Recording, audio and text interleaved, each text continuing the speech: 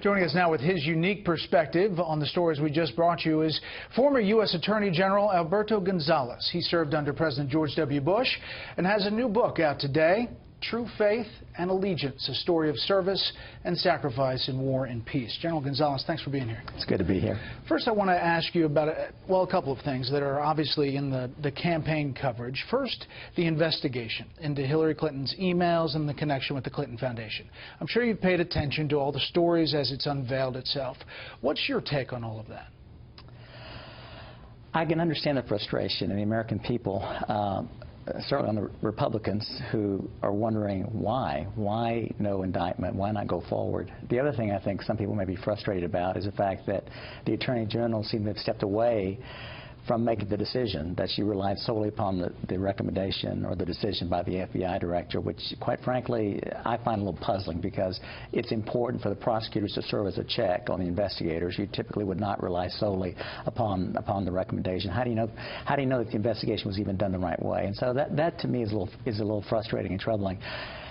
You know, people ask me, are you supporting Donald Trump? Who are you supporting in this race? And I've declined to say who I'm supporting. And part of the reason, I think, is because we don't know all the facts, certainly with respect to, I think, the Clinton emails. You know, as more information gets revealed, the story gets murkier, more troublesome. And, you know, I think it's important to have all the facts before making a decision, like who should serve as President of the United States. As Attorney General, would you have met with former President Clinton on your private plane on the tarmac? Well, sometimes you can't avoid running into someone, but understanding that the spouse is under investigation, you quickly disengage from that, because it's the appearance of impropriety that creates a problem. It creates a problem for the perception of American justice being impartial, and I think it hurts the investigation, and it doesn't do any good for the Department of Justice. And so I think that was an error, and I think that led to the frustration and the suspicion about what happened here. Last question on these investigations. You heard in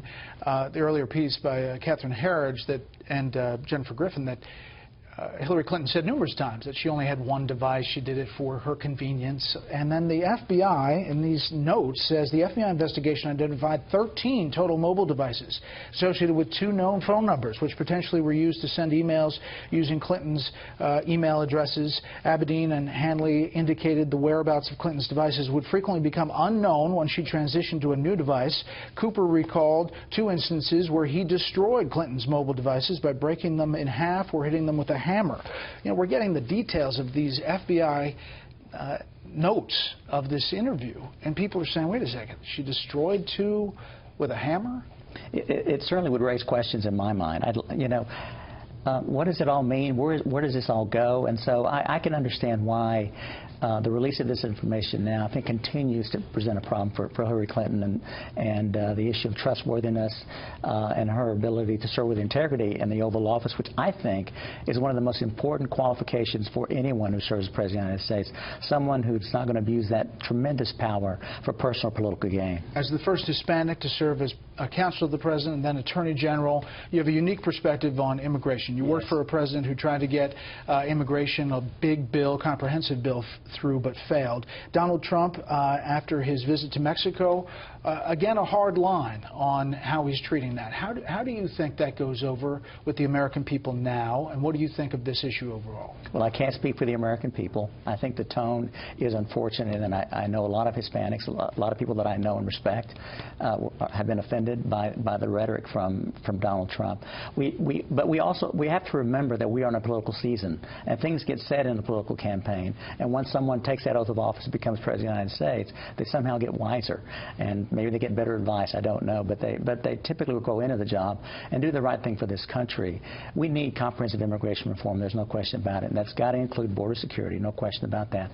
I don't think you can legitimately build a 3,000-mile wall and expect another country to pay for it, so that idea is troubling to me. But border security is important, but we also are, not only are we a nation of laws, we are a compassionate nation. We're a nation of immigrants, and we need a policy that accommodates both of those objectives. I think as a lifelong Republican, and obviously as somebody who has studied the law for your entire life, for some Republicans listening to you saying you haven't decided, when you have this next president likely deciding on several U.S. Supreme Court seats, they question that, how you get to the indecision. What is going to change your mind about this election? I think there's going to be more facts that come out in connection with the Clinton investigations.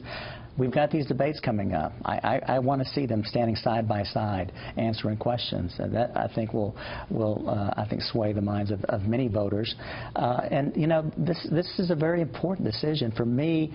Being with a president who's in the Oval Office making a decision who should go on the Supreme Court, or in the Situation Room making the decision to send young men and women into battle, I know that it takes a very special kind of person to be President of the United States. And the problem that I have is I knew George W. Bush. I don't know either of these two individuals, and so I'm using this time to get educated. And quite frankly, people should not listen solely to my recommendation or the recommendation of others. They need to educate themselves who is best for them and for their families to serve this country. Last thing, considering what you know, and you write about it in the book quite a bit, about national security and the issues that President Bush had to deal with real time. Is that the most pressing issue in your mind facing us going forward? National security? Yeah. No question about it. We are living in a very dangerous time, and we need someone who can deal effectively with national security issues. But it's not just a United States problem. That person has to be able to work with our allies around the world, because the United States, while it should be the leader, cannot effectively deal with threats against the Western world. It requires the cooperation of our Western allies. And are you worried about Russia and the reports you I am worried about that. You know, I began every day as Attorney General with a briefing with the FBI Director. We receive a briefing from the CIA about the threats, about things going on around the world, and so I'm sure this is something that is occupying General Lynch, because it is a very serious story. General Gonzales, thank you very much for the time, and good luck with the you. book. Thanks. Thank you.